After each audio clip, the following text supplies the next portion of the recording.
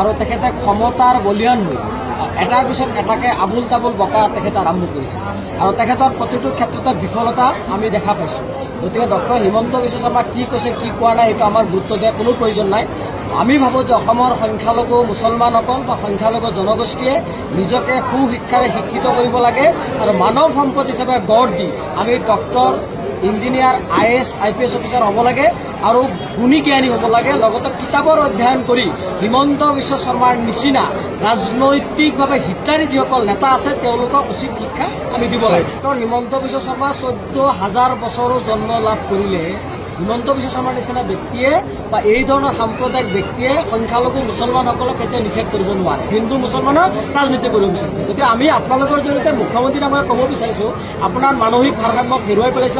আপুনি ৰাজনৈতিক জীৱন ত্যাগ কৰিব লাগে। মুখ্যমন্ত্ৰীৰ আসনৰ যি গুণ আৰু গৰিমা সেইটো আপুনি নষ্ট কৰিছে।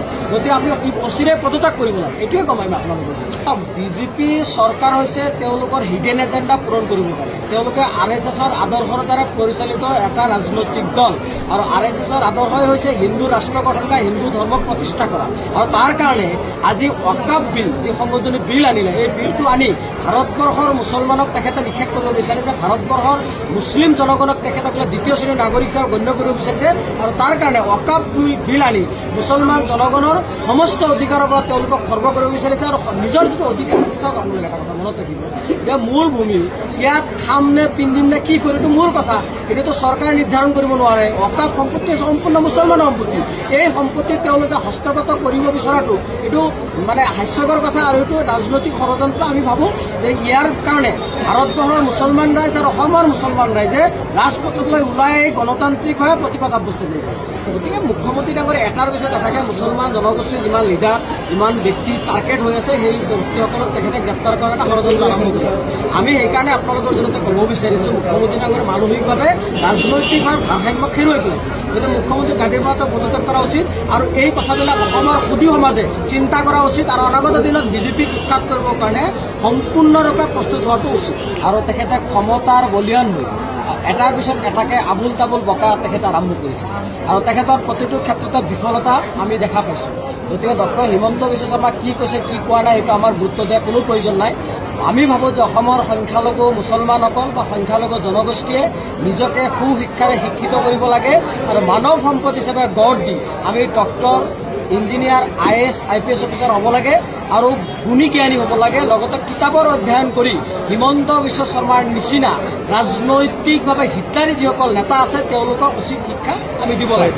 হিমন্ত বিশ্ব শৰ্মা 14,000 বছৰো জন্ম লাভ কৰিলে হিমন্ত বিশ্ব শৰ্মাৰ নিচিনা ব্যক্তিয়ে বা এই ধৰণৰ সাম্প্ৰদায়িক ব্যক্তিয়ে সংখ্যালঘু মুছলমানসকলক কেতিয়াও নিষেধ কৰিব নোৱাৰে। হিন্দু মুছলমানৰ ৰাজনীতি কৰিব বিচাৰিছে। গতিকে আমি আপোনালোকৰ জৰিয়তে মুখ্যমন্ত্ৰী ডাঙৰীয়াক ক'ব বিচাৰিছোঁ, আপোনাৰ মানসিক ভাৰসাম্য হেৰুৱাই পেলাইছে। আপুনি ৰাজনৈতিক জীৱন ত্যাগ কৰিব লাগে। মুখ্যমন্ত্ৰীৰ আসনৰ যি গুণ আৰু গৰিমা সেইটো আপুনি নষ্ট কৰিছে। গতিকে আপুনি অচিৰে পদত্যাগ কৰিব লাগে। এইটোৱে কম আমি আপোনালোকৰ বিজেপি চৰকাৰ হৈছে তেওঁলোকৰ হিডেন এজেণ্ডা পূৰণ কৰিব পাৰে। তেওঁলোকে RSSৰ আদৰ্শৰ দ্বাৰা পৰিচালিত এটা ৰাজনৈতিক দল আৰু RSSৰ আদৰ্শই হৈছে হিন্দু ৰাষ্ট্ৰ গঠন কৰা, হিন্দু ধৰ্মক প্ৰতিষ্ঠা কৰা। আৰু তাৰ কাৰণে আজি ৱাকাফ বিল যি সংশোধনী বিল আনিলে, এই বিলটো আনি ভাৰতবৰ্ষৰ মুছলমানক তেখেতে নিষেধ কৰিব বিচাৰিছে। ভাৰতবৰ্ষৰ মুছলিম জনগণক তেখেতসকলে দ্বিতীয় শ্ৰেণীৰ নাগৰিক হিচাপে গণ্য কৰিব বিচাৰিছে আৰু তাৰ কাৰণে ৱাকাফ বিল আনি মুছলমান জনগণৰ সমস্ত অধিকাৰৰ পৰা তেওঁলোকক খৰ্ব কৰিব বিচাৰিছে আৰু নিজৰ যিটো অধিকাৰ চাওক আপোনালোকে এটা কথা মনত ৰাখিব যে মোৰ ভূমি ইয়াত খাম নে পিন্ধিম নে কি কৰিম এইটো মোৰ কথা, এইটোতো চৰকাৰে নিৰ্ধাৰণ কৰিব নোৱাৰে। ৱাকাফ সম্পত্তি সম্পূৰ্ণ মুছলমানৰ সম্পত্তি।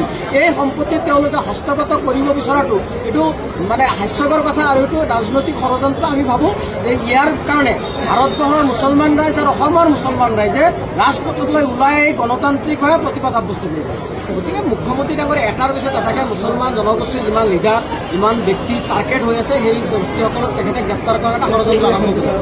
আমি সেইকাৰণে আপোনালোকৰ জৰিয়তে ক'ব বিচাৰিছোঁ মুখ্যমন্ত্ৰী ডাঙৰীয়া মানসিকভাৱে ৰাজনৈতিকভাৱে ভাৰসাম্য হেৰুৱাই পেলাইছে। গতিকে মুখ্যমন্ত্ৰী গাদীৰ পৰা পদত্যাগ কৰা উচিত আৰু এই কথাবিলাক অসমৰ সুদী সমাজে চিন্তা কৰা উচিত আৰু অনাগত দিনত বিজেপিক উৎখাত কৰিবৰ কাৰণে সম্পূৰ্ণৰূপে প্ৰস্তুত হোৱাটো উচিত।